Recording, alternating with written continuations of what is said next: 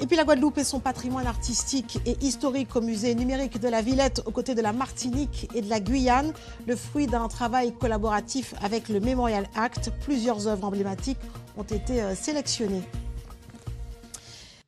Et depuis la semaine dernière, le patrimoine historique et artistique de la Guadeloupe, de la Martinique et de la Guyane figure au musée numérique de la Villette. Plusieurs œuvres emblématiques ont été sélectionnées.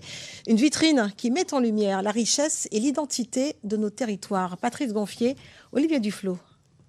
Des objets amérindiens, œuvres contemporaines ou historiques liées à l'histoire de l'esclavage, toutes ont leur place au musée numérique. Il s'agit de la toute première collection ultramarine qui met à l'honneur la Guadeloupe, la Martinique et la Guyane. Un musée numérique comporte des œuvres physiques qui ont été donc numérisées pour être partagées par le plus grand nombre.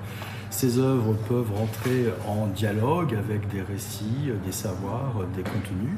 Et elles peuvent porter aussi bien sur des artefacts, des objets, que des toiles, de l'architecture, ou même des panoramas de la biodiversité. Pour le MACT, plus d'une vingtaine d'œuvres ont été numérisées. Parmi elles, le pilon Taino, l'arbre de l'oubli ou encore le traité de Bartholomé de Las Casas. Chaque œuvre ou objet sélectionné est représentatif d'une période, d'un aspect particulier de l'histoire de l'archipel. Nous avons fait une première sélection et ensuite on a échangé avec la Villette, avec également le commissaire de Microfolie Guadeloupe, David Laporal. Et c'est comme ça, dans des échanges, que les œuvres ont pu être sélectionnées. Mais tout cela pour raconter justement ce qu'est le MACT, pour raconter ce qu'est la Guadeloupe, et une narration qui part donc des Amérindiens en allant jusqu'à l'art contemporain et la pensée d'Édouard Glissant.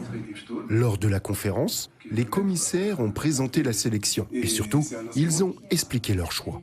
Ça va de l'histoire à l'archéologie, en passant par les côtés artistiques et mémoriels, des œuvres qui font partie de notre musée, de notre patrimoine, des arts et traditions populaires, des éléments qui peuvent, au premier abord, ne pas être forcément très importants ou très précieux, mais quand on pense par exemple aux poupées, aux popotes, quand les gens d'un certain âge connaissent ces poupées, ils savent que c'est quelque chose qui a fortement fait partie de notre histoire et un élément sur lequel il y a encore plein de recherches à faire.